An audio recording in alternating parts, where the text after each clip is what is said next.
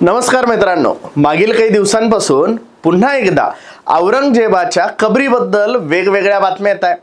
उदयनराजे भोसले यांनी तर गर्जनाच केली आहे, या औरंग्याची कबर इथे हवीच कशाला। त्याच्यानंतर वेगवेगळे नेते आणि मनोज जरांगे पाटील हे सुद्धा या कबरीबद्दल बोलताय। परंतु या औरंगजेबाची कबर नेमकी आहे तरी कुठे, ती तिथेच का आहे, त्याचा मृत्यू नेमका कुठे झालेला होता आणि तरीही त्यांनी त्याची कबर खुलताबादेमध्येच का बांधायला लावली।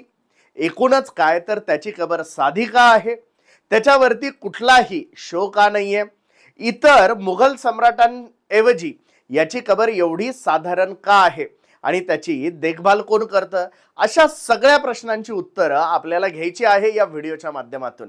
नमस्कार, मी डॉक्टर महेश, आपण बघत आहात गोष्ट छोटी पण डोंगराएवढी। तर मित्रांनो, मुळातच मुघल हे बाहेरून आलेले आणि आपल्यावरती राज्य केलेले हे खरं तर इतिहास सांगतो। परंतु मुघलांमध्ये आणि इंग्रजांमध्ये फरक काय, तर मुघल इथे आले, इथे राहिले, इथले बनले आणि त्यामुळे मुघलांना सहसा परकीय असं आपण लवकर म्हणत नाही।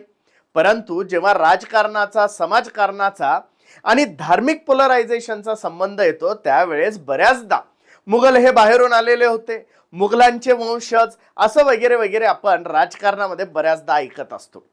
इंग्रजांचं मात्र असं नव्हतं, इंग्रज इथे आले, इथे त्यांना पैसे कमवायचे होते आणि इथून सगळं आपल्या देशामध्ये घेऊन जायचं होतं। हे दोन मूळ फरक या दोन परकीयांमध्ये दिसतात।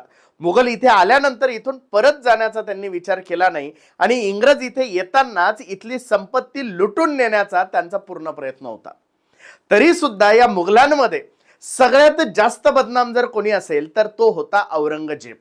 खरं तर औरंगजेब आजही एवढा बदनाम आहे की त्याचं नाव सुद्धा आपल्या मुलाला भारतामध्ये तरी सहसा कोणी देत नाही। आपण बऱ्याचदा शहाजहान नाव बघतो, आपण जहांगीर नाव बघतो, आपण हुमायून नाव बघतो, परंतु औरंगजेब सहसा हे नाव ठेवल्या जात नाही। त्याच्याऐवजी आलमगीर वगैरे हे नाव ठेवल्या जातं, परंतु औरंगजेब नाव वापरण्याचं सहसा टाळल्या जातं। तर हा औरंगजेबचा याचा एवढा दुस्वास का, तर मुळामध्ये सगळ्या मुघल सम्राटांमध्ये सगळ्यात जास्त कट्टर, सगळ्यात जास्त धार्मिकता पाळणारा जर कोणी असेल तर तो औरंगजेब होता। औरंगजेबाने देवळं लुटलेली, औरंगजेबाने इतिहासामध्ये अन्याय केलेला, औरंगजेबाने हिंदूंवरती वेगवेगळे कर लादलेले आणि औरंगजेबाच्या काळामध्ये हिंदूंना प्रचंड त्रास सोसावा लागला। अशा कित्येक गोष्टी आपण आपल्या आजूबाजूला ऐकत असतो, पाहत असतो, वाचत असतो आणि त्यामुळेच एकूणच औरंगजेब हा कुठेतरी बदनाम झालेला आहे। त्याच्यासोबत खरं तर छत्रपती संभाजीराजे यांना मारल्याची जी पद्धत होती त्या पद्धतीमुळे औरंगजेब किती क्रूर शासक होता हे आपल्या सगळ्यांना स्पष्टपणे कळतं। एकूणच काय तर औरंगजेब प्रचंड क्रूर आणि धार्मिक कट्टर असल्याचा शिक्का त्याच्यावरती आहे आणि तो इतिहासामध्ये कोणीही नाकारू शकत नाही। अर्थात औरंगजेब किती चांगला होता याच्याही वेगवेगळ्या कथा आपल्याला सांगितल्या जातात। तो कसा टोप्या विणायचा, त्यातून मिळालेल्या पैशातून स्वतः जगायचा, त्याचं जीवन कसं साधेपणाचं होतं, तो कुराण लिहून त्याच्या प्रति विकून पैसे जमवायचा वगैरे वगैरे, या गोष्टी आपण ऐकल्याच असतील। परंतु असं असताना सुद्धा तो क्रूर शासक होता यावरती सगळ्या इतिहासकारांचं जवळपास एकमत आहे, याबद्दल दुमत असू शकत नाही। मग हाच औरंगजेब दिल्लीचा शासक असताना त्याची कबर महाराष्ट्रामध्ये आणि महाराष्ट्रातल्या मराठवाड्यातील खुलताबादमध्ये नेमकी कशी आली, तर एकूणच छत्रपती शिवाजी महाराजांचा जेव्हा मृत्यू झाला त्यावेळेस आता दक्षिण भारत हा आपल्या खाली येणार, आपल्या अधिपत्याखाली येणार हा समज औरंगजेबाचा झाला आणि औरंगजेबाने 8 लाखांहून अधिक सैन्य घेऊन घोडदळ, हत्तीदळ, पायदळ, तोफा या सगळा लवाजमा घेऊन औरंगजेब दिल्लीकडून महाराष्ट्राकडे म्हणजे स्वराज्याकडे वळाला। इकडे हळूहळू हळूहळू येत असताना त्यांनी रस्त्यात कित्येक गावं लुटली असतील किंवा त्याच्यावरती स्वतःचं साम्राज्य, स्वतःचं आधिपत्य दाखवण्यासाठी जुलूम केलेले असतील, याच्या सगळ्या कहाण्या आपण ऐकलेल्या आहेत। आणि हा औरंगजेब जेव्हा महाराष्ट्रामध्ये आला त्यावेळेस छत्रपती संभाजी महाराजांनी त्याला पूर्ण 9 वर्षांच्या कालावधीमध्ये एकही किल्ला जिंकू दिला नाही। आणि हा औरंगजेब खरं तर पराभूत औरंगजेब खरं तर तो शासक कशा पद्धतीने होतो तेच कळत नाही.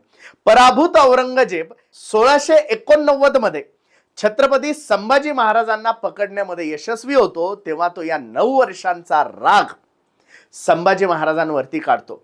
औरंगजेबाला विरोध केल्यास मी काय हाल करू शकतो हे कदाचित त्याला उदाहरण दाखवायचं होतं, आणि म्हणून छत्रपती संभाजी महाराजांना अत्यंत क्रूर पद्धतीने त्यांनी मारलं.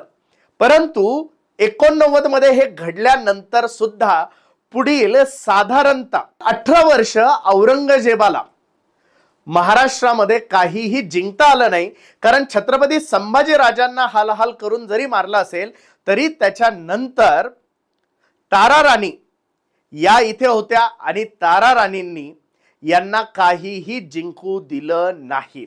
आणि अशाच पराभूत अवस्थेमध्ये 1707 मध्ये अहमदनगर जिल्ह्यामध्ये औरंगजेबाचा मृत्यू झाला. एक आजारी पडलेला शासक, एक अत्यंत दरिद्री बनलेला शासक, स्वतःचे भांडे विकून शेवटच्या काळामध्ये धान्य विकत घ्यावा लागलेला शासक, असं म्हणून औरंगजेबाचा तो इतिहासातला शेवटचा काळ होता. आणि त्यावेळी तो आजारपणाने मृत्युमुखी पावला. जेव्हा औरंगजेब मृत्युमुखी पावला त्यावेळेस त्याचा मृतदेह हा खुलताबाद येथे आणण्यात आला आणि तिथे सुफी संत जैनुद्दीन शिराजी यांच्या बाजूला याची कबर खोदण्यात आली. आता नेमकं औरंगजेबाने आपल्याबद्दल काय लिहिलेलं होतं, तर त्यांनी हे लिहिलेलं होतं की खुलताबादेमध्ये सुफी संतांचा मोठा इतिहास आहे, सुफी संतांच्या अनेक कबरी तिथे आहे आणि त्यामुळे आपल्याला सुद्धा इथेच दफन करण्यात यावं ही औरंगजेबाची इच्छा होती. परंतु या औरंगजेबाच्या इच्छेमध्ये सुद्धा एक धूर्तपणा होता. खरं तर अत्यंत क्रूर शासक म्हणून त्याची ओळख होती, अत्यंत कट्टर धर्मांध म्हणून औरंगजेबाची ओळख होती. आणि जर असा राजा याची जर कबर इतर ठिकाणी कुठे जर असेल तर त्या कबरीचा अपमान होऊ शकतो. आपल्या मृत्यूनंतर, आपल्या मृत्यूपश्चात कधीतरी या कबरीचा अपमान होऊ शकतो, आपली कबर कधी उखडून फेकल्या जाऊ शकते, वगैरे वगैरे वगैरे. आणि त्यामुळे आपल्या कबरीवरती दुर्लक्ष होऊ नये म्हणूनच एखाद्या सुफी संतांच्या बाजूला जर आपण जर बसलो, जर आपली कबर जर बनली तर कदाचित तिथे दर्शनासाठी येणाऱ्या लाखो मुस्लिम भाविकांमुळे थोडीशी इज्जत आपल्या कबरीची सुद्धा राहील. हा धूर्तपणा कदाचित औरंगजेबाच्या मनात असावा, कारण त्यापेक्षा वेगळं कारण दुसरं काहीही असू शकत नाही. म्हणजे औरंगजेब क्रूर शासक जरी असेल तरी तो एक धूर्त, एक चाणाक्ष राजकारणी होता हे सुद्धा तितकंच खरं. आणि म्हणूनच एखाद्या सुफी संताच्या बाजूला जर आपली कबर झाली तर त्या कबरीची आपोआप देखभाल करण्यात येईल.